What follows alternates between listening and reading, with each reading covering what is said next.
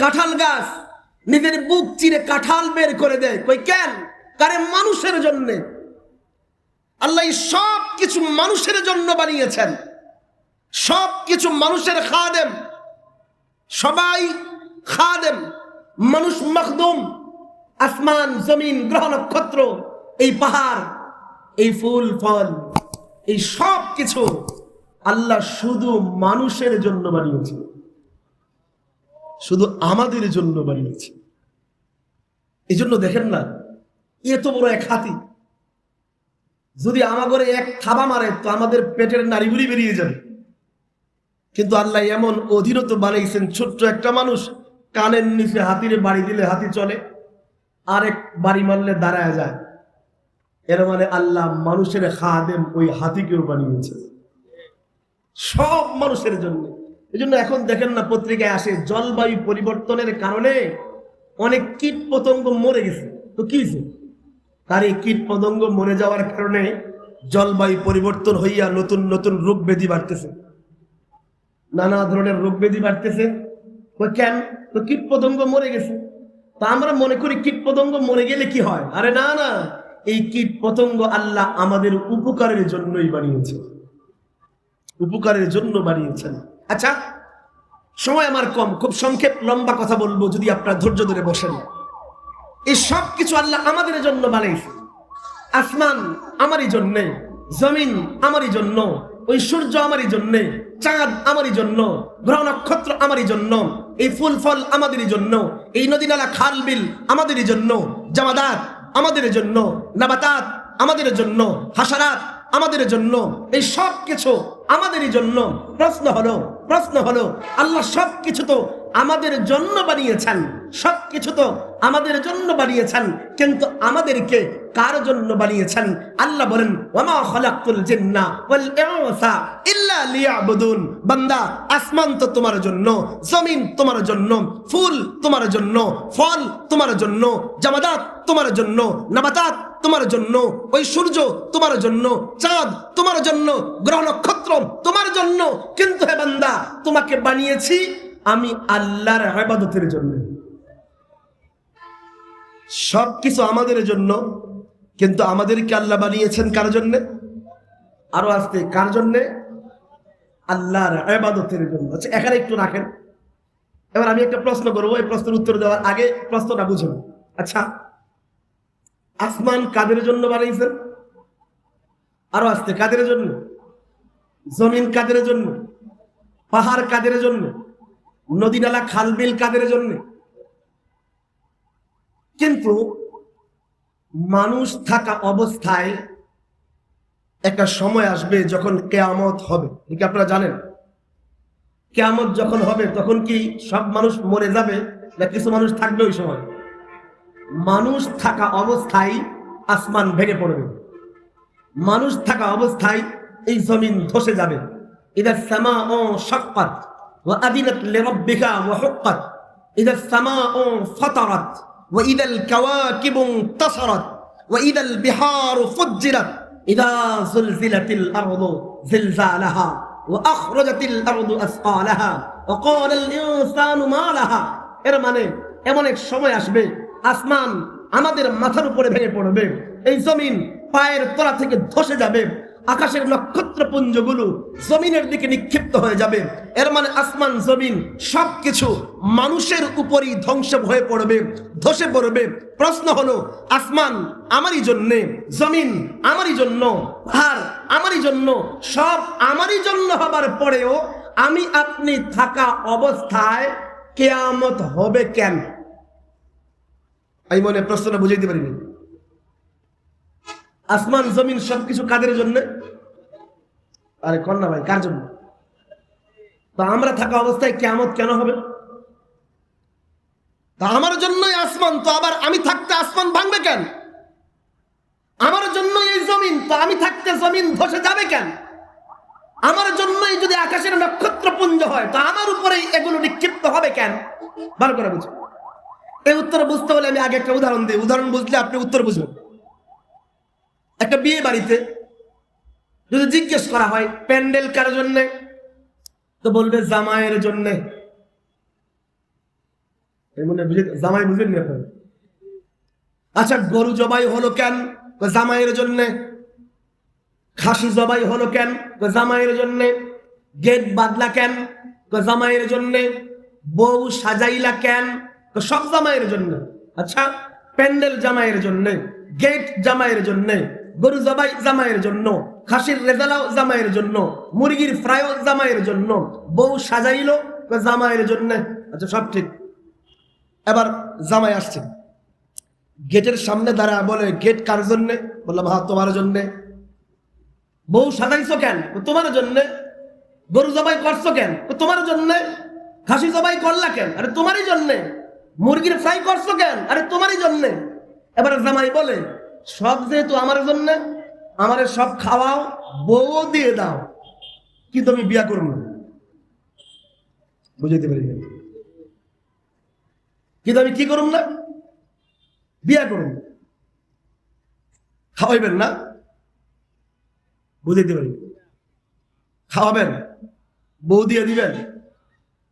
যদি বলেন না, তোর লোকটা যদি বলে গেট কার জন্যে? হ্যাঁ তোমার জন্য। বউ সাজাইছো কেন? আরে তোমারই জন্যে। আরে গরু জবাই করলা কেন? আরে তোমারই জন্যে। ও তো দিবা না কেন? আমরা বলবো আম্মা গেট তোমারই জন্যে, বউ সাজানো হয়েছে তোমারই জন্যে, গরু জবাই হয়েছে তোমারই জন্যে, সব কিছু তোমারই জন্য। তবে এমনিতে না, শর্ত সাপেক্ষে। শর্ত সাপেক্ষে। শর্ত হলো তুমি আসবে, বিয়ে করবে, বিয়ের শর্তে তোমার জন্য গেট, বিয়ের শর্তে তোমার জন্য গরু জবাই, বিয়ের শর্তে তোমার জন্য বধূ সাজ। যদি এই শর্ত না পাওয়া যায়, সব তোমার জন্য হবার পরেও ওই গেট খুলে ফেলা হবে, ওই রান্না বন্ধ করে দেওয়া হবে, বধূর সাজ খুলে ফেলা হবে। বুঝেন? বুঝেন? হ্যাঁ হ্যাঁ, আসমান আমারই জন্য, জমিন আমারই জন্য, পাহাড় আমারই জন্য, নদী নালা আমারই জন্য, খাল বিল আমারই জন্য, ওই নক্ষত্রপুঞ্জ আমারই জন্য, সব কিছু আমারই জন্য। কিন্তু শর্তহীন নয়, শর্ত সাপেক্ষে। শর্ত হলো আল্লাহর ইবাদত, শর্ত হলো আল্লাহর আনুগত্য। বান্দা যখন আল্লাহর ইবাদত ছেড়ে দিবে, নাফরমানি শুরু করে দিবে, আসমান তার জন্য হবার পরেও ওই আসমান তার উপরে ধসে পড়বে। এর মানে সব আমাদের জন্য হবার পরেও বান্দা ইবাদত ছেড়ে দিলে আসমান থাকবে না ভেঙে পড়বে? আমি আমার মূল জায়গার দিকে চলে আসছি। আমি একটা গুরুত্বপূর্ণ পয়েন্ট বলব। একটা সময় এমন আসবে যখনই আসমান থাকবে না, জমিন থাকবে না, পাহাড় থাকবে না, কিচ্ছু থাকবে না। আপনাদের বিশ্বাস হয় নাকি এরকম একদিন আসবে? এটাকে বলা হয় কিয়ামত। বলেন রে, কি বলা হয়? গুনাহ হবে না বললে? এটার নাম কি? এই কিয়ামত হবে, নিশ্চিত হবে, কোনো সন্দেহ নেই। একদিন সব ধ্বংস হয়ে যাবে, এটাকে কিয়ামত বলা হয়। আগে অনেকদিন পর্যন্ত বিজ্ঞান এটাকে বিশ্বাস করে নেই, এখন খুব জোরে সোরে এটা বিশ্বাস করে।